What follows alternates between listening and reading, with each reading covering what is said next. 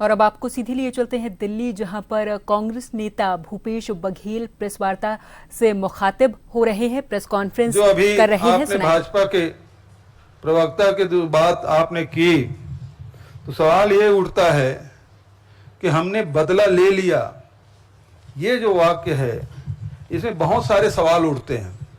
क्या वो 4 या 5 आतंकी आए थे जो 26 लोगों की जान लेके चले गए, वो पकड़े गए या मारे गए? इसका उत्तर आना बाकी है। दूसरा, जब सरकार ने इसे चूक मान ली है तो जिम्मेदारी किस पे ठहराया जा रहा है? कौन उसकी जिम्मेदारी लिया? उसके लिए क्या उसकी सजा मुकर्रर की गई? क्या गृह मंत्री जी इस्तीफा दे रहे हैं?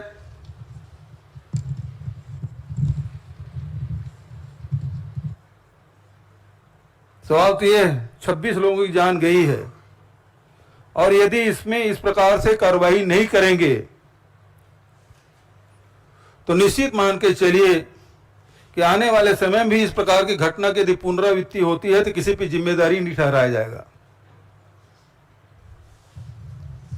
इसलिए बहुत जरूरी है कि सरकार बताए कि 4 आतंकवादी मारे गए या नहीं, पकड़े गए या नहीं, और ये जो चूक हुई है, जब स्वीकार कर लिया है तो उसके लिए जिम्मेदार कौन है, उसे क्या सजा दी जा रही है?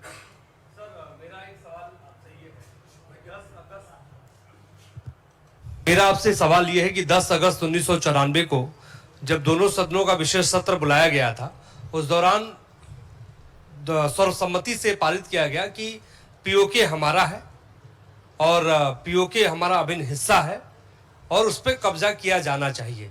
ये 1994 की बात है। 2025 के दौर में आप लोग क्या सोचते हैं? आज भी पीओके हमारा है, उस पर कब्जा किया जाना चाहिए, क्या कब्जा किया जा सकता था? देखिए, प्रश्न आतंकी हमले का है।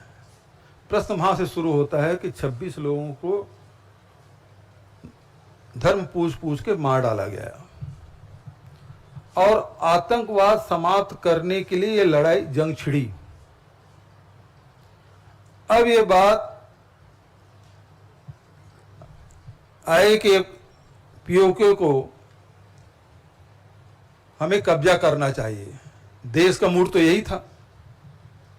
सब लोग चाहते थे कि बदला लेने के सबसे अच्छा अवसर है, और मीडियम चल भी रहा था। कोई इस्लामाबाद पहुंच गए थे, कोई कराची पहुंच गया था, कोई रावलपिंडी में कब्जा कर लिया था। तो जनता तो यही मानेगी कि ना ये जो दिखाया जा रहा है वही सही है, तो पीओके कब्जा कर ही लेना चाहिए। और जब 1994 में आपने इसे पारित कर लिया है और देश ने माना पीओके हमारा है, और शिमला समझौता में भी द्विपक्षीय बात हुई थी, अब इस लड़ाई के बाद तो ये है कि तीसरा पक्ष तीसरे निष्पक्ष जगह में जाके आपको चर्चा करनी है।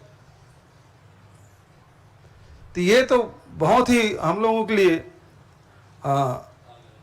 दुखद एक घटना है, और ये शर्तें जो है हम सब के लिए बहुत ही शर्मनाक हैं।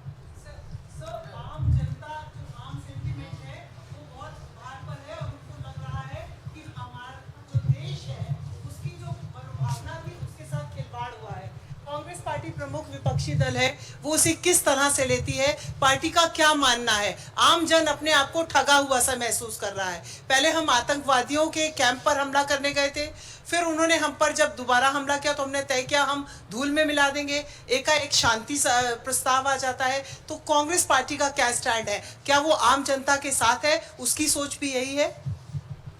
देखिए, कांग्रेस पार्टी हमेशा जनता के भावनाओं के साथ रही है। दूसरी बात,